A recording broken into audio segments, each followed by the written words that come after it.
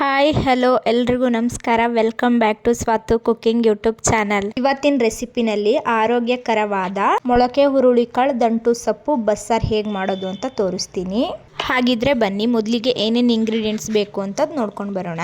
ನಾನಿಲ್ಲಿ 1 ಕಪ್ ಅಷ್ಟು ಹುರುಳಿಕಾಳನ್ನ ಮೊಳಕೆ ಕಟ್ಟಿ ಎತ್ತಿಟ್ಕೊಂಡಿದ್ದೀನಿ. ಹಾಗೆ ಒಂದು ಅರ್ಧ ಕಟ್ಟಷ್ಟು ದಂಟು ಸೊಪ್ಪು ತಗೊಂಡಿದ್ದೀನಿ. ನಂತರ ಒಂದು ಕುಕ್ಕರ್ಗೆ ತೊಳೆದಿಟ್ಟಿಟ್ಕೊಂಡಿರುವಂತಹ ಮೊಳಕೆ ಕಾಳನ್ನ ಹಾಕೊಳ್ತಾ ಇದ್ದೀನಿ. ಹಾಗೆ ಚೆನ್ನಾಗಿ ತೊಳೆದು ಸಣ್ಣದಾಗಿ ಕಟ್ ಮಾಡಿ ಇಟ್ಕೊಂಡಿರುವಂತಹ ದಂಟು ಸೊಪ್ಪನ್ನು ಸೇರಿಸ್ಕೊಳ್ತಾ ಇದ್ದೀನಿ. ನೆಕ್ಸ್ಟ್ 2 ರಿಂದ 3 ಟೊಮೊಟೊ ಸೇರಿಸ್ಕೊಳ್ಳಿ. ನಂತರ ಸೊಪ್ಪು ಕಾಳು ಬೇಯೋದಿಕ್ಕೆ ಎಷ್ಟು ಬೇಕು ಅಷ್ಟು ನೀರು ಸೇರಿಸ್ಕೊಳ್ಳಿ. ನಾನಿಲ್ಲಿ 3 ಕಪ್ ಅಷ್ಟು ನೀರು ಸೇರಿಸ್ಕೊಂಡಿದ್ದೀನಿ. ಹಾಗೆ ರುಚಿಗೆ ತಕ್ಕಷ್ಟು ಉಪ್ಪನ್ನ ಇವಾಗಲೇ ಸ್ವಲ್ಪ ಹಾಕೊಳ್ಳಿ.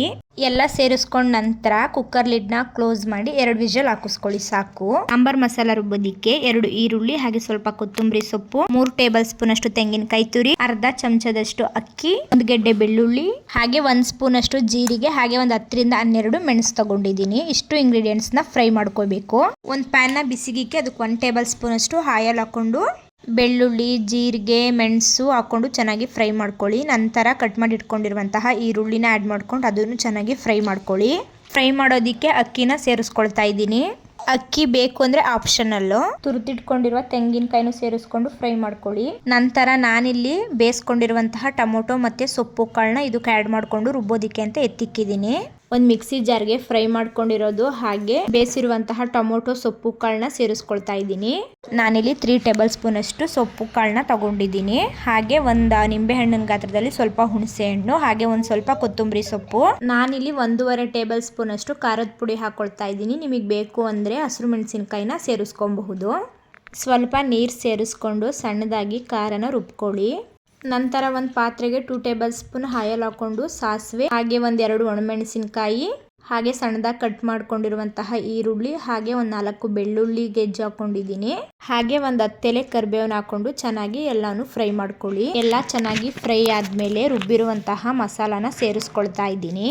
ಸೊಪ್ಪು ಕಾಳು ಬೇಯಿಸಿರುವಂತಹ ನೀರನ್ನ ಇದಕ್ಕೆ ನಾನು ಸೇರಿಸ್ಕೊಳ್ತಾ ಇದ್ದೀನಿ. ಸೊಪ್ಪು ಕಾಳು ಬೇಯೋದಿಕ್ಕೆ ಉಪ್ಪು ಹಾಕಿರೋದ್ರಿಂದ ಇದಕ್ಕೆ ನೋಡ್ಕೊಂಡು ರುಚಿಗೆ ತಕ್ಕಷ್ಟು ಉಪ್ಪು ಹಾಕೊಳ್ಳಿ. ಉಪ್ಪೆಲ್ಲ ಸೇರಿಸ್ಕೊಂಡಾದ್ಮೇಲೆ ಚೆನ್ನಾಗಿ ಮಿಕ್ಸ್ ಮಾಡ್ಕೊಳ್ಳಿ. ಈ ತರ ಒಂದು ಕುದಿ ಕುದಿದ್ರೆ ಸಾಕು, ಬಸ್ಸಾರು ರೆಡಿ ಆಗುತ್ತೆ. ಜಾಸ್ತಿ ಕುದಿಸೋದೇನು ಬೇಕಾಗಿಲ್ಲ, ಒಂದು ಕುದಿ ಸಾಕು.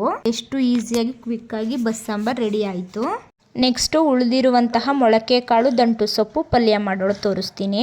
ಒಗ್ಗರಣೆ ಹಾಕೋದಿಕ್ಕೆ ನಾನಿಲ್ಲಿ ಸಣ್ಣದಾಗಿ ಕಟ್ ಮಾಡ್ಕೊಂಡಿರುವಂತಹ 1 ಈರುಳ್ಳಿ, ಹಾಗೆ 4 ಒಣಮೆಣಸಿನಕಾಯಿ, ಹಾಗೆ ಒಂದು 10 ಎಲೆ ಕರಿಬೇವಿನ ಸೊಪ್ಪು, ಹಾಗೆ ಒಂದು 4 ಇಕ್ಲನ ಬೆಳ್ಳುಳ್ಳಿನ ಜಜ್ಜಿಟ್ಕೊಂಡಿದ್ದೀನಿ. ಹಾಗೆ ಸ್ವಲ್ಪ ಕೊತ್ತಂಬರಿ ಸೊಪ್ಪು, ಹಾಗೆ ಒಂದು 3 ಟೇಬಲ್ ಸ್ಪೂನ್ ಅಷ್ಟು ತೆಂಗಿನಕಾಯಿ ತುರಿ. ಒಂದು ಪ್ಯಾನ್ಗೆ 1 ಟೇಬಲ್ ಸ್ಪೂನ್ ಆಯಿಲ್ ಹಾಕೊಂಡು ಸಾಸಿವೆ, ಹಾಗೆ ಒಣಮೆಣಸಿನಕಾಯಿ, ಹಾಗೆ ಕುಟ್ಟಿರುವಂತಹ ಬೆಳ್ಳುಳ್ಳಿ, ಕಟ್ ಮಾಡ್ಕೊಂಡಿರುವಂತಹ ಈರುಳ್ಳಿ, ಹಾಗೆ ಕರಿಬೇವು ಹಾಕೊಂಡು ಚೆನ್ನಾಗಿ ಫ್ರೈ ಮಾಡ್ಕೊಳ್ಳಿ.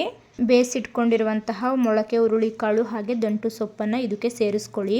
ಸೇರಿಸ್ಕೊಂಡಾದ ನಂತರ ಚೆನ್ನಾಗಿ ಮಿಕ್ಸ್ ಮಾಡ್ಕೊಳ್ಳಿ. ಒಂದು 1/4 ಚಮಚದಷ್ಟು ಉಪ್ಪು ಹಾಕೊಳ್ತಾ ಇದ್ದೀನಿ. ಹಾಗೆ ಲಾಸ್ಟ್ ಅಲ್ಲಿ ತುರಿದಿರುವಂತಹ ತೆಂಗಿನಕಾಯಿ ತುರಿ, ಹಾಗೆ ಸಣ್ಣದಾಗಿ ಕಟ್ ಮಾಡ್ಕೊಂಡಿರುವಂತಹ ಕೊತ್ತಂಬರಿ ಸೊಪ್ಪನ್ನ ಆ್ಯಡ್ ಮಾಡಿಕೊಂಡು ಇದನ್ನು ಚೆನ್ನಾಗಿ ಮಿಕ್ಸ್ ಮಾಡ್ಕೊಳ್ಳಿ.